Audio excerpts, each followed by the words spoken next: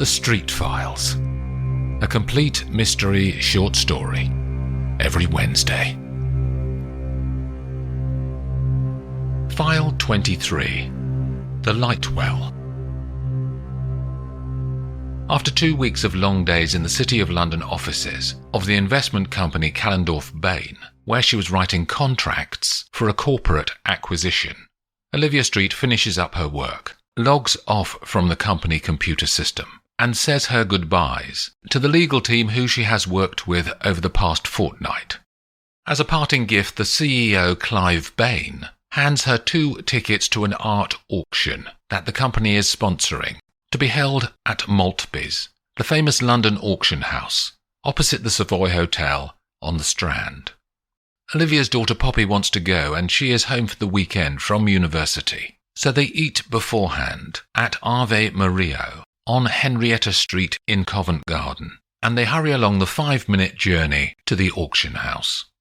Clive Bain is the first to see them as they walk into the auction room. He has neat grey hair and heavy rimmed glasses.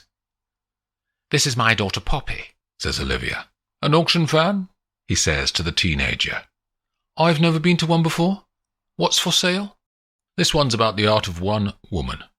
Arwen Cannon," he says. "My pet project, really.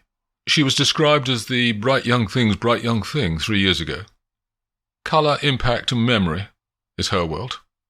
Clive is excited at the idea. "Why are you sponsoring this?" says Olivia. "I ended up in finance and always wanted to be an artist. And every artist you've ever heard of was funded by some wealthy person or other. So I'm just doing my bit to help." He hands them copies of the catalogue and walks off to circulate. "I'm sure that's not right," says Poppy, screwing up her nose. "You can sell your own art online nowadays, can't you?" "You might need to get used to an evening of art talk. It's not like legal matters. It's not about evidence and proof and rules. It's emotion and passion and belief." A woman engages Olivia in conversation, and Poppy turns the catalogue over in her hand. There's a picture of Arwen on the front. She looks up and the woman is there across the room, and on her own for a moment. "I'm going to talk to her, Mum," says Poppy, and she walks over to the artist. "So you're Arwen?" "Yeah, that's me." A smile plays across her brown eyes. "I'm Poppy. Why did you become an artist?" she says. "Freedom to say what you want."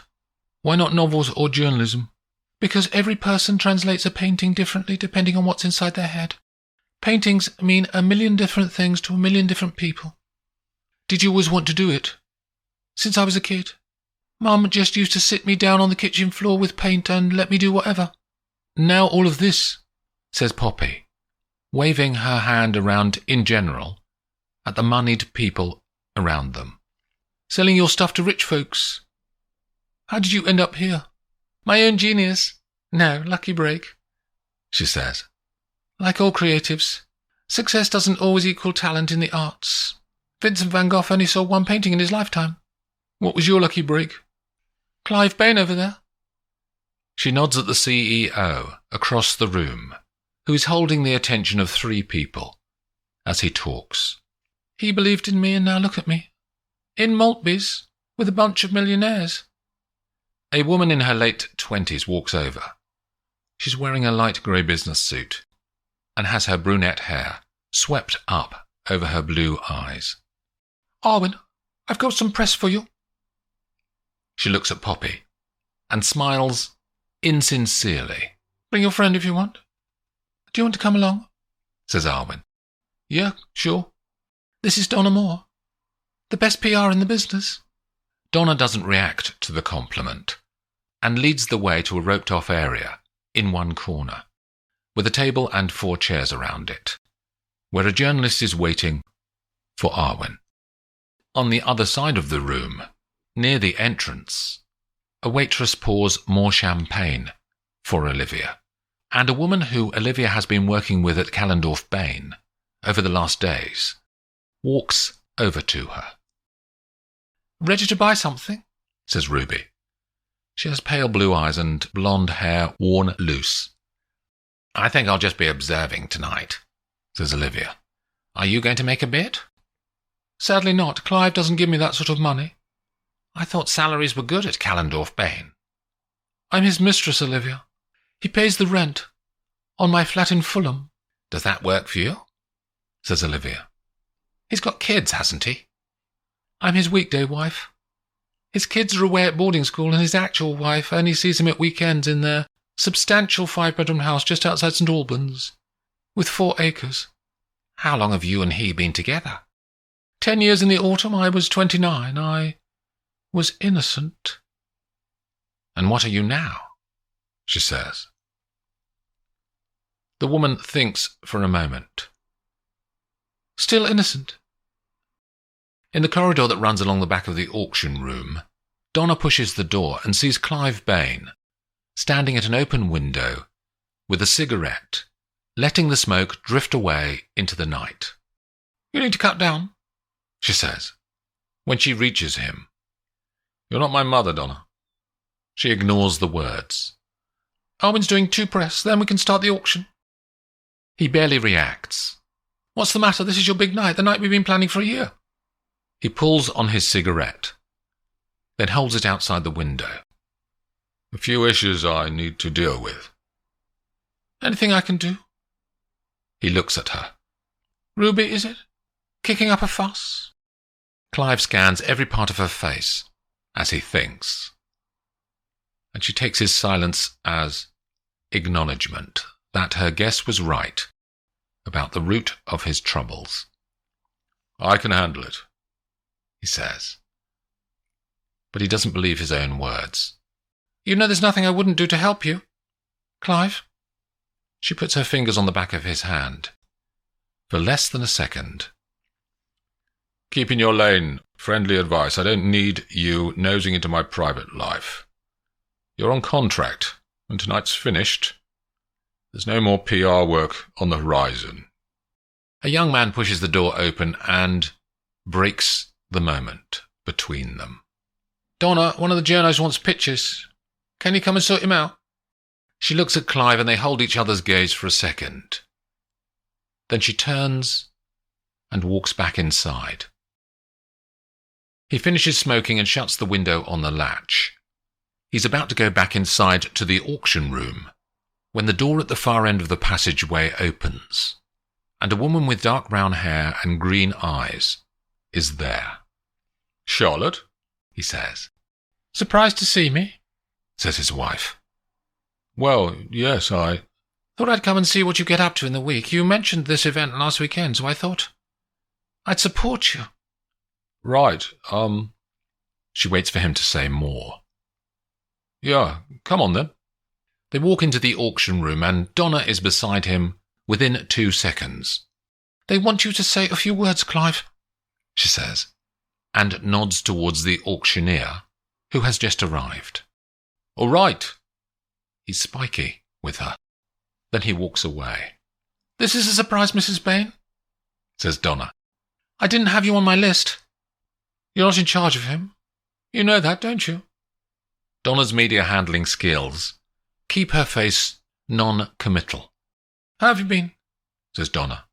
I'm here to find his bit on the side, Donna. Is that you? I don't know what you're talking about, Mrs. Bain. His lover, his girlfriend, whatever label you want to give her. I know he's unfaithful, but he's good at lying. I know you know who she is. Just tell me, or your job may be at risk. Charlotte smiles, but barely at all. Mrs. Bain, you'll have to talk to your husband about personal matters. I just do PR. I'll find out, Donna. You know that, don't you? Let me get you a drink, Mrs. Bain. Donna walks off to find a waiter. Clive is in deep conversation with the auctioneer when a woman in her late 40s, with jet black hair in a shoulder-length bob, taps him on the shoulder. He turns and sees that it's his finance director, Maria Abney.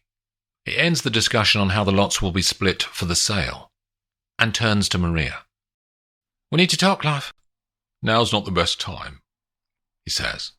Our major shareholder is not going to stop calling me as long as you stick your head in the sand. We need his liquidity now, not in 2 months. That'll be too late. I'll deal with it, He was talking to me about you. Suddenly she has Clive's full attention. What about me? Wants you replaced. I agreed. You mean you suggested it?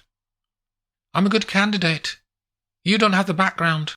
You're only in this job because of luck. They should never have appointed you. I'm not going anywhere. If you'll excuse me, I need to talk to our star of the show. You're blocking my career, Clive, she says. But he's not listening. When he reaches Arwen, he immediately says, I wanted to talk to you about the future. We've had a good run, and this event is a fitting swan song for your sponsorship. Look at how you've grown as an artist in our time together. Has something happened? She says. Just reviewing our funding commitments, and you and I have had a good run. Arwen's face is suddenly a sea of emotion. What do you mean? Maria, your businesswoman, is a big fan. I thought... You'll get your 20% from tonight. You'll be on a sure footing. 20? No, you said 50. His smile seems distant to her now. He puts his fingers on the back of her hand for less than a second. You're the star, don't forget. He smiles again and walks away. As he crosses the room, Ruby grabs his arm and pulls him aside against the wall. You didn't tell me your wife would be here? I didn't invite her, but she's free to do what she wants. Not during the weekdays. That's my territory. I own you then. He can see fire in her eyes. That has come from nowhere. There are no rules, Ruby, he says. We're all just doing what's needed to keep afloat. What are you talking about? Just what I said. It's great what we have, but... She opens her eyes wider as she waits for judgment. What? She repeats his last word, and he drops his eyes momentarily. If push comes to shove, you'd choose her? Dead air sits like a cold slab between them. It's not like that. I love what you and I have during the week. When it suits you, she says. Look, I haven't got time to talk this through. I'll have to go back with Charlotte tonight. But let's talk next week. He pulls his arm away and goes to talk to his wife. The auctioneer takes the stand. It's starting, Poppy, says Olivia. There are seats laid out before the auctioneer, and most people sit, but some stand around the edges. Olivia and Poppy sit in the front row. A tall and thin man who's nearly bald walks up to the auction stand. I'm David Maltby, says the auctioneer. Tonight's about one woman's art. Let me point out Arwen Cannon over there, standing at the back. These are her works that we're selling. People look around at Arwen, and she smiles shyly. To bid, ladies and gentlemen, raise your numbered paddle. As soon as I acknowledge your bid, you're contractually bound to pay that amount until a higher bid is made. He pauses and looks around the room, then turns to an auction room assistant and nods to the man, who carries in the first lot. Lot 1. Summer Morning 2022. Oil on canvas. Signed by the artist. I'll open at 5,000. The audience raise their paddles to bid, and Poppy looks back at Arwen, but she's gone. It takes just over an hour to complete the 16 lots. Thank you, ladies and gentlemen, says David. I'd like to invite Clive Bain up here to say a few words. Bear with us just a moment. There's a silent pause in the room, and David scans the crowd for Clive's face, but he can't see it. Donna raises her palms to the sky to indicate she doesn't know where he is. Then she pushes through one of the doors to the back corridor. The audience starts muted chatter as they wait, and Olivia sees David Maltby quietly talking to Donna when she comes back into the room. He walks back up to the microphone. Ladies and gentlemen, we'll end our evening there. Mr. Bain is unavailable. Thank you for all your support tonight for this new young artist. The crowd applauds, and Olivia walks over to Donna. Is everything okay? She says. I've been working with David over the last couple of weeks. Donna's eyes are fearful. He's dead. What's happened? He fell out of the window. I'm a lawyer, she says. Can I help with anything? I could call the police for you and deal with them when they arrive. Donna pauses for a second while she thinks. We need to contain the communications on this. I need to contain this until we have a strategy. You need to call the police no matter what.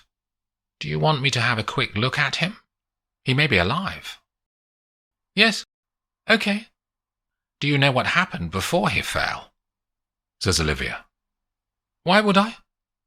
Olivia disregards the spikiness. Where is he? She says. He's at the bottom of a light well in the building. All four sides are surrounded by brickwork, but open to the sky at the top. There are windows out into the light well. He must have fallen out of a window when he was smoking. He wasn't supposed to smoke in here.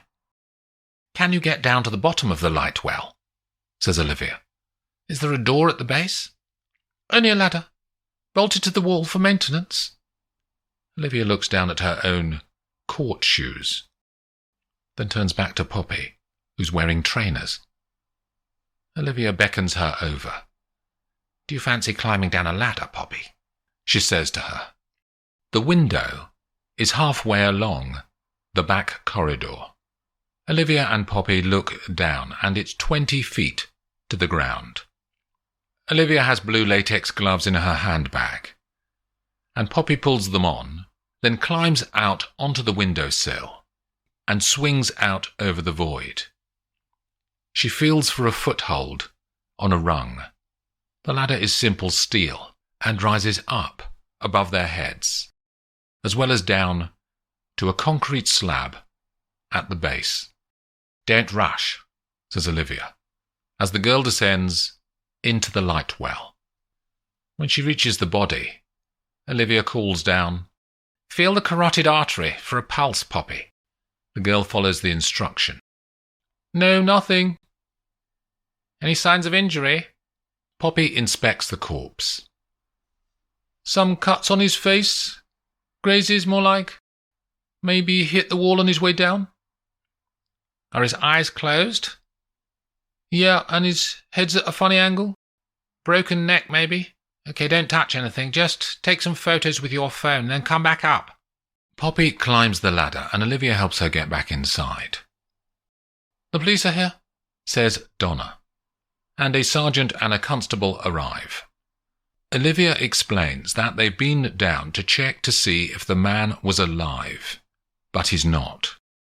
The sergeant says forensics are on their way, and he lets everyone go after he gets a copy of the guest list to follow up with inquiries.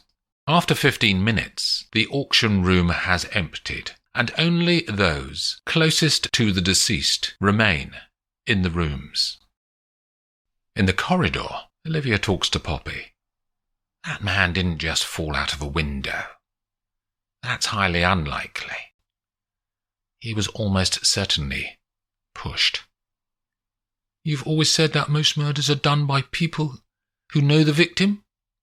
And murder is a killer's solution to a problem that they have. If Clyde was killed, it's highly likely that the guilty party is someone close to him. Someone who wanted to get him out of the way or enact revenge for hurt he had caused them. And the people who were closest to him are all still here, aren't they? Waiting for something, says Poppy. Why don't we talk to them and get some context? Maybe we'll help the police. Good idea. Arwen's out in the auction room. I'm going to go and talk to her. The artist is sketching when Poppy walks in from the corridor, and she sits down next to her. How'd you just fall out of a window? Says Arwen. Maybe he was pushed. Why would you say that? I went down there, says Poppy, to see if he was alive. Who pushed him? Someone who didn't like him. Tell me about him. Was he kind? What was he like? He was horrible tonight. Arwen looks sullen. He was talking about ending my sponsorship. Poppy can see that she's different now, compared to earlier. He sponsored you for 3 years, though, she says. I thought it was forever. He said it was. Arwen's voice rolls out across the room. I'm nothing without sponsorship. I deserved it. Ruby is watching the police at work at the bottom of the light well, and Olivia walks up to her. I'm sorry, she says. It must be painful. When you're the unofficial lover, you lose it all. You can't mourn at the funeral without eyes watching you and making assumptions. Suddenly you're nothing again. He was getting flaky anyway, says Ruby. I've seen it before. She looks at Olivia, who raises an eyebrow. Yes, I was a mistress to someone else before him. I'm innocent, I told you before. The first one did this too. Started saying that we needed long discussions that never materialized. My value started being stripped away. I should have put a stop to that one too. She picks at a fingernail, where one of her nails has fallen off somewhere. What will you do now? Stay at Callendorf Bain? Probably not. A mistress always loses. I should have thought of it through. Had a better plan, not been rash, not been... She looks at Olivia. Not been innocent. Let's go and get a coffee, says Olivia. There are signs to somewhere upstairs. They climb the main staircase to the top floor, and there's a cafe, laid out like the sitting room of a mansion house, with ancient sofas and fake oil paintings. They buy Americanos and talk more, but eventually Ruby goes off to call her father, to ask him to come and collect her, because she feels like she needs security and predictability for a while. At another table in the cafe is a woman with black hair, in a bob. Olivia and the woman catch each other's eye, and Olivia walks over to her. Can I join you? I'm Olivia Street. Maria Abney. Clive's FD, she says. I saw you talking to the police earlier. And did I also see you in the office this week? Yes, I've been freelancing on the Jameson contract. I'm a lawyer. What were you saying to the police? She says. Donna Moore asked me to liaise with them, so she can contain the fallout from Mr. Bain's death, says Olivia. Will you replace him as the interim? The finance person usually does do the cover while they find a new CEO, don't they? Olivia can see that the woman is offended. I'm likely to be the new CEO, she says. His days were numbered. He just didn't know it. This is the right next step for me. Why were his days numbered? He was a visionary, without grounding. He had no notion that visions cost cash. The place has been sliding for a year. It's timely that he... She leaves the final word unsaid, as a dark-haired woman appears from the bathrooms and explores Olivia's face and clothing in detail. As she approaches them, the woman sits. This is Mrs. Bain, says Maria. Olivia Street. I was at your husband's company until today. Oh, yes. It's terrible news, says Olivia. Did you know him well? No. Good clothes? She says. Paid for those yourself, did you? Olivia narrows her eyes. I did. Boyfriend, have you?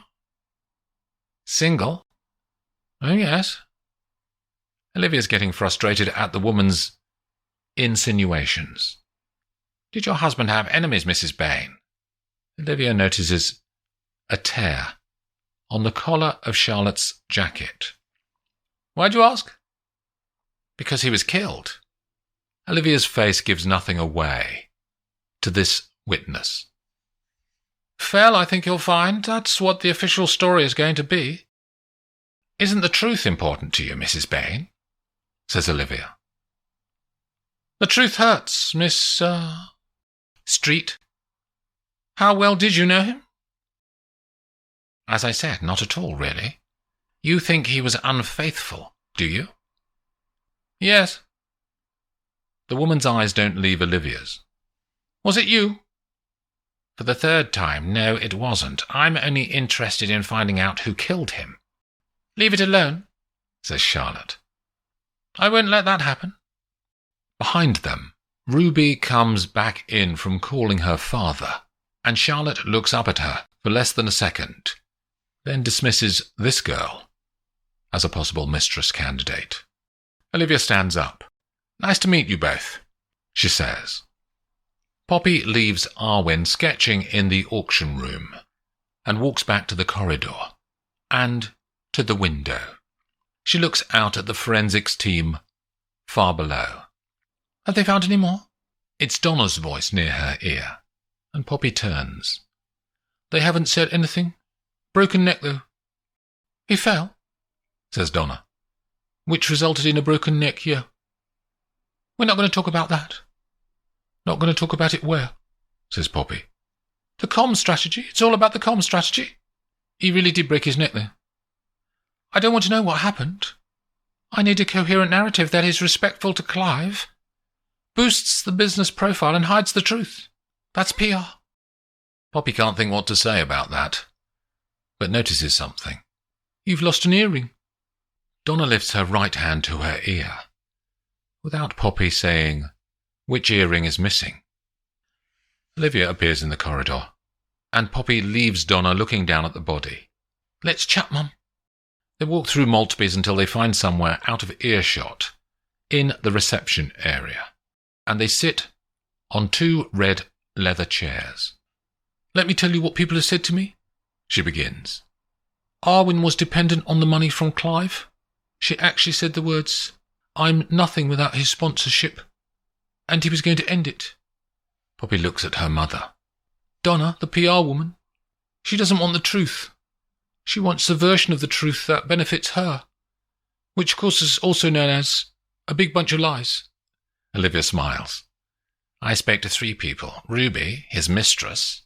Poppy opens her eyes slightly. Like Arwen, she feels she's lost everything.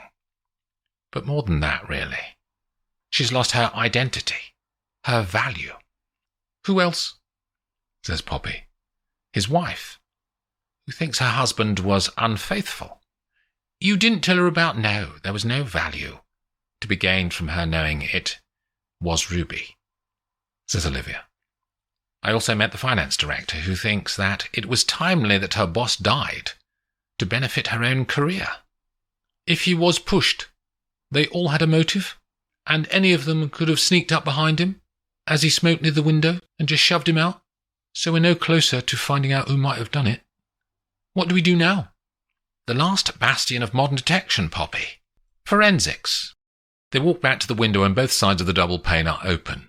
The police sergeant is leaning out of one side, looking at the forensics officers at work below.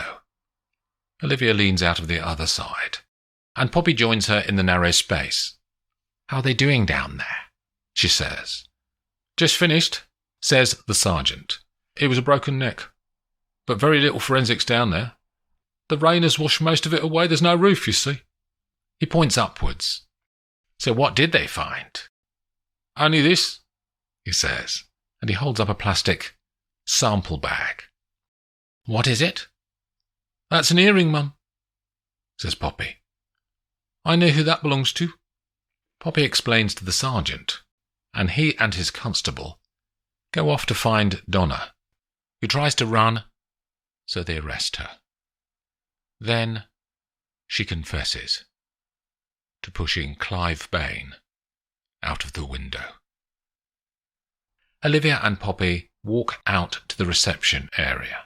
Mrs. Bain and the finance director, Maria, are waiting near the door. The car that they ordered arrives outside to take them to a cocktail bar in Mayfair, and they run across to the Mercedes. No one seems very upset by his death, do they, Mum? People deal with death in different ways. But you're right. He wasn't a man who was loved, particularly. Ruby and Arwen appear next. We're going for a drink at one of the pubs in Covent Garden. Do you want to come? Says Arwen. And they accept. The road is momentarily free of cars, and the women scurry across the highway, then up into Covent Garden. And the rain continues to fall on the body in the light well. The Street Files, a complete mystery short story, every Wednesday.